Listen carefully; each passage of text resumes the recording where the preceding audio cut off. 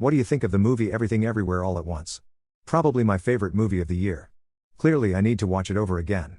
Maybe I'll skip the edible this time. I thought it was great. I saw it with my movie buddy. And liked it enough that I took my husband to see it the following week. I almost never see movies twice at the cinema. It was weird and fun and I liked it, especially the scenes with the rocks. Not a movie buff at all. Just like to be entertained. It was so refreshing, all this craziness and fun stuff in a movie. They took the risk and it's one of the most memorable films of these year for everyone that has watched. So I hope in the awards it gets some recognition. It was fine. I think that's a somewhat unpopular opinion. I'm sure a part of me not loving it is that I'm not big into sci-fi. The performances were really strong and I had fun with it at times. I thought it was a bit convulsed in places and not as engaging as I would have liked. It's a good solid film that just feels a little overhyped to me. My fave movie of the year. I don't know what I expected when I walked in the movie theater, but it sure as wasn't /that/, which was delightful. I love how the movie tell the stories and struggles of Evelyn, Waymond, and Joy. I can sympathize with all of them. But wow, Waymond's character is purely admirable. His character is someone who I want to be. Fighting with kindness is not easy and people often overlook or take that kindness for granted.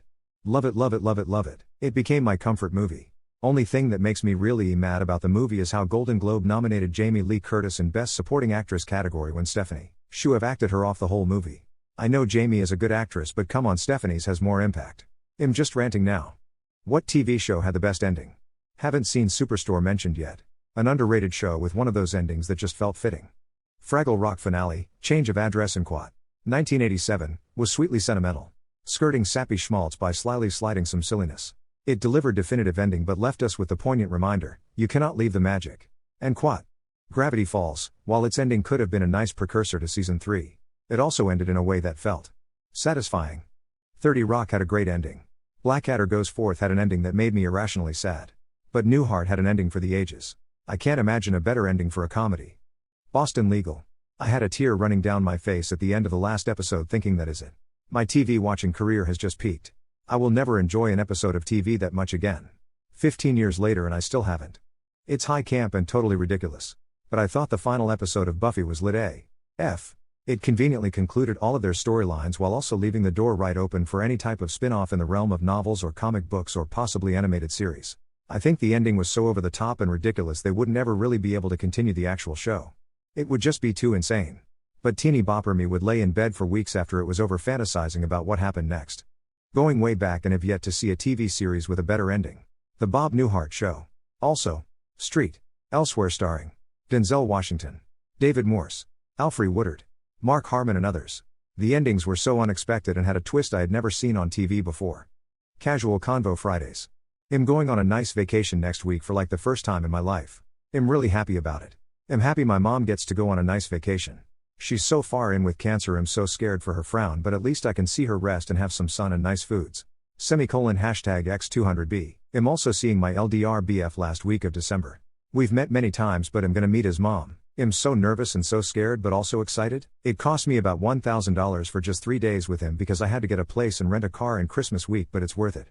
I want his mom to like me so bad. Today is the last day of school before winter break. And I'm relieved. I need some rest.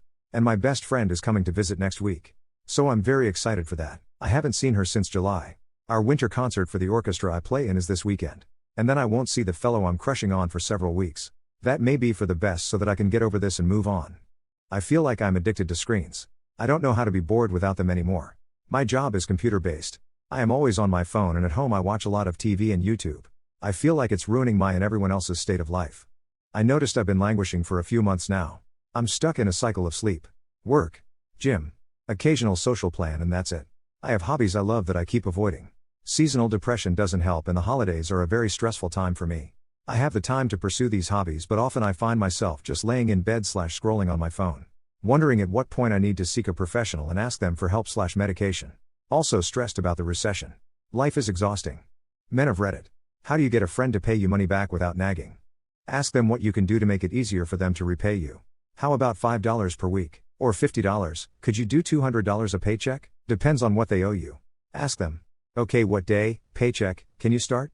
Should I just come see you each, paycheck / would that make it easier for you ? And quat. The trick is to keep the ball in your court, get them to agree that you'll come get the money.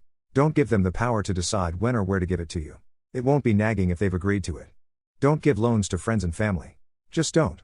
Offer to pay for them or tell them no cause you're never getting the money back. Honestly. Cut your losses, my man. Hope it wasn't too much money, but just telling you now you're not getting it back. Edit. Also important to note that the offer to pay for them portion of what I say is contingent upon them paying for you sometimes too.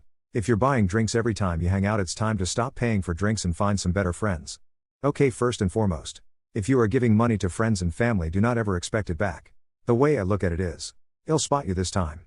If you pay me back, awesome. If you don't pay me back, I'm not giving you anything else. Or with one of my friends, I may pay for dinner or a trip, this time they pay for the next one.